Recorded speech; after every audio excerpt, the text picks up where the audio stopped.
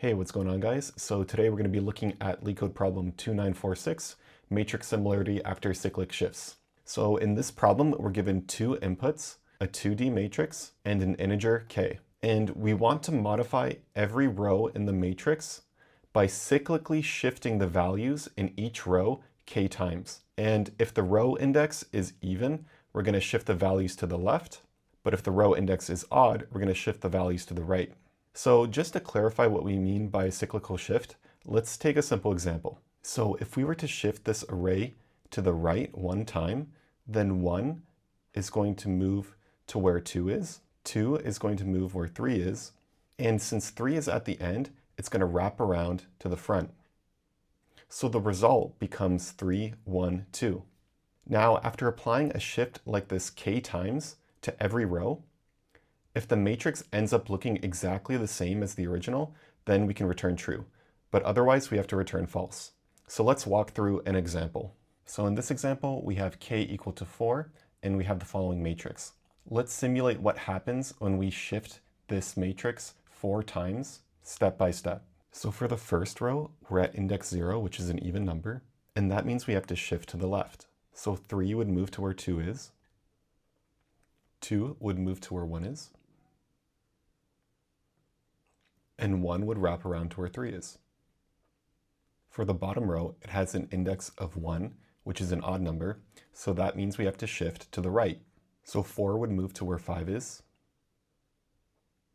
5 would move to where 6 is, and 6 would wrap around to where 4 is. And so the resulting matrix we would get after making these shifts would look like this. And if we were to perform another shift, we'd have 1 moving to where 3 is, 3 moving to where 2 is, 2 wrapping around to where 1 is. And for the second row, 6 would move to where 4 is, 4 would move to where 5 is, and 5 would wrap around to 6. And we'd end up with a grid that looks like this. So at this point, we've performed 2 shifts, and because k equals 4, we still have to do 2 more.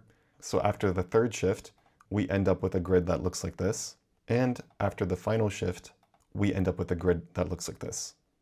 And because this resulting grid is not equal to the original matrix, we would return false. But here's the key observation. So each row has a length of 3.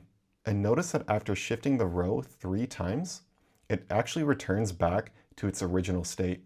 And since those 3 shifts get canceled out, we're really just doing one effective shift, which means that shifting k times is the same as shifting k mod n times, where n is the number of columns. And just as a reminder, the modulus operator gives us the remainder after making a division operation.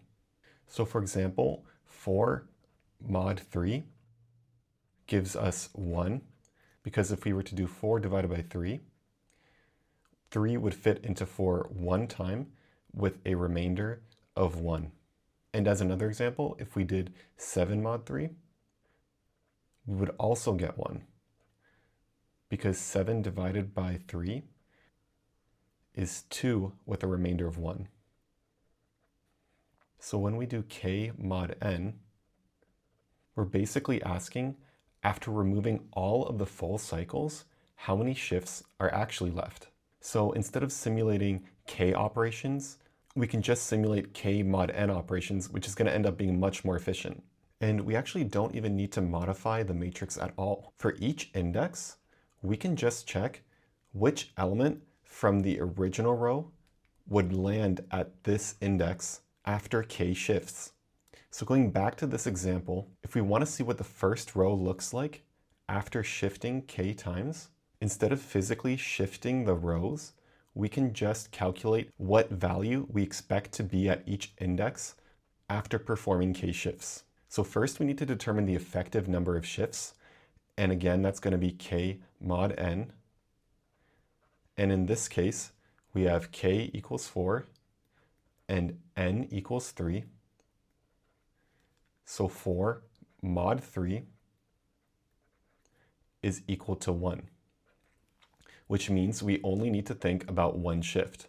Now, another key insight is that even though the even rows are going to be shifting to the left and the odd rows are going to be shifting to the right, If a row is unchanged after being shifted, that means that it has some sort of repeating pattern.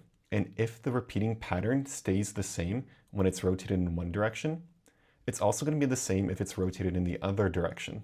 In this example, we can see that after 3 shifts, we end up back at the original matrix. And we can see that even though on the top row, we're shifting to the left, and on the bottom row, we're shifting to the right, because both rows have a repeating pattern of length 3, after 3 shifts, we've made a full rotation of the pattern.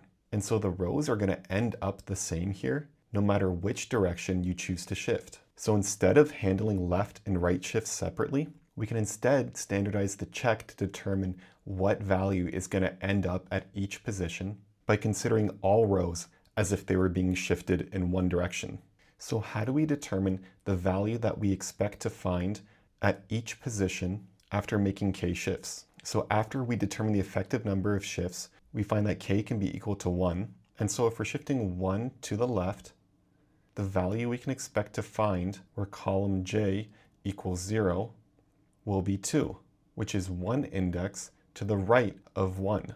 So in short, what we want to find is whether the value at index j is equal to the value at index j plus k. And because we also have to consider values where the index gets wrapped around, we also have to apply the modulo operator. So what we want to check is for any matrix at row I and column j, is that value equal to matrix at row I and column j plus k mod n. So at row 0, index 0, we're comparing matrix 0, 0 with matrix 0, 0 plus 1 mod 3, which is equivalent to matrix at 0, 1. And because the value at 0, 0 equals 1 and the value at 0, 1 equals 2, we know that we found a mismatch, and so we can return false. But if we were to go through all of the elements and finish checking the whole matrix, then we know that after k shifts, the matrix is the same, and so we can return true. So with all of that in mind, let's move over to the coding solution. So here we are with the problem in LeetCode, and because we know that we're going to iterate through the entire matrix, we want to initialize some variables for the number of rows and columns. So we'll set m equal to the length of the matrix for the number of rows, and n equal to length of matrix at position 0. We also want to set k equal to k mod n, because as we established, we'll end up with the same result after k mod n shifts. Then we can go ahead and iterate through the matrix. So for I in range m, for j in range n. So now we want to compare the value at column j for this row with the value that we can expect to see at this position, which would be k positions to the right of j. And if these two values aren't equal to each other, we can return false. So we can write if matrix I, j does not equal matrix at I, j plus k mod n to account for values that get wrapped around, we know that there's a mismatch between the original matrix and the shifted matrix, so we can return false. And if we've gone through this entire loop and we haven't found a single mismatch, we know that the matrix is identical after being modified, so we can return true. So let's see if this passes all the test cases. And it does. So now let's submit it. And we can see that it's been accepted. So there you have it, guys. If you enjoyed this video, please leave a like. And if you have any questions or suggestions about my approach, you can leave a comment down below. Thanks again for watching, and I'll see you guys in the next one.